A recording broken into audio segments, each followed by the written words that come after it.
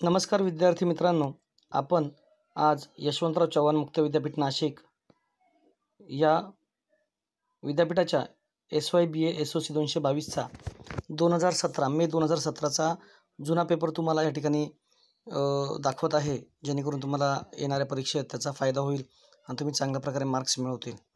या ठिकाणी question number 1 मध्ये बघा, वेगवेगळे प्रश्न आहेत। परंपरागत जाती संस्थेवर आहे, शेतीचा ऱ्हास होण्याची कारणं काय, हिंदू धर्मातील वर्ण कोणते आहेत। तुम्हाला माहिती वर्ण म्हणजे ब्राह्मण, क्षत्रिय, शूद्र, वैश्य, त्याच्यावर थोडं 4-4 ओळीमध्ये तुम्ही लिहू शकतात। शेड्यूल कास्ट फेडरेशनचे अधिवेशन दादासाहेब गायकवाड यांनी कोणते ठराव मांडले होते। आता ॲक्च्युली हा खूप सुंदर प्रश्न आहे। जर अभ्यास इतिहास तुमचा चांगला असेल, तुम्ही वाचन केलं असेल समाजशास्त्र पेपरचं, तर नक्कीच तुम्हाला ते उत्तर सोपं जाईल। औद्योगिकरणाची प्रक्रियेची ठळक वैशिष्ट्ये। आता औद्योगिकरण म्हणजे काय, ज्या भागामध्ये उद्योगधंदे कारखान्याची संख्या वाढते तर ती प्रक्रिया कशी असते याची वैशिष्ट्ये थोडक्यात सांगायची आहेत। क्वेश्चन नंबर 2 मध्ये बघा, वैधानिक शहरे जनगणना शहरे आहेत। आधुनिकीकरणाची समाजशास्त्रीय सिद्धांत। ॲक्च्युली हा प्रश्न मी 5-6 प्रश्नपत्रिकांमध्ये 3 ते 4 वेळा रिपीट असताना बघितला। दलितांचं धर्मांतर यावर टिप। दलितांचं धर्मांतर जर तुम्ही थोडं चांगलं पुस्तक वाचून तुमच्या लक्षात येईलच। 1930 साली झालेल्या जंगल सत्याग्रहातील प्रमुख मागण्या कोणत्या।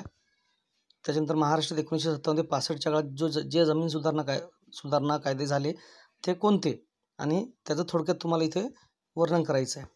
क्वेश्चन नंबर 3 मध्ये प्रश्न नंबर 3 मध्ये विवाहित स्त्रियांच्या बदलते कार्यक्षेत्र। त्याच्यानंतर सामाजिक चळवळीचं स्वरूप कसं आहे, हरित क्रांतीचे परिणाम काय, सामाजिक परिवर्तनाची प्रमुख कारणे, सत्यशोधक समाज यावर टीप त्यांनी विचारलेली आहे। प्रश्न नंबर 4 मध्ये बघा, रशियन राज्यक्रांती, जसं जर्मन राज्यक्रांती, चीन राज्यक्रांती, हे वेगवेगळे प्रश्न या ठिकाणी विचारले जाऊ शकतात। भारतातील औद्योगिकरणाचे परिणाम, आविष्कृत चळवळीचे स्पष्ट करा। खूप सुंदर प्रश्न आहे। पुस्तकामध्ये जर तुम्ही बघितलं तर वाचून बऱ्यापैकी चांगलं उत्तर लिहू शकतात। शेतकरी कामगार पक्षाच्या 15 कलमी कार्यक्रमात कोणत्या बाबींवर भर देण्यात आला। आता हा पक्ष तर आपल्या भारतातच होता, हे लक्षात ठेवा। त्यावेळेस म्हणजे भारत स्वतंत्र झाल्यानंतर कुटुंब विघटनाचे दुष्परिणाम थोडक्यात लिहा।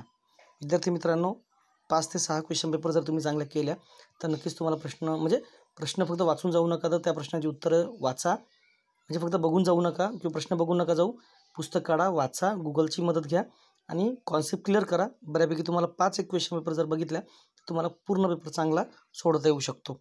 थँक्यू, धन्यवाद।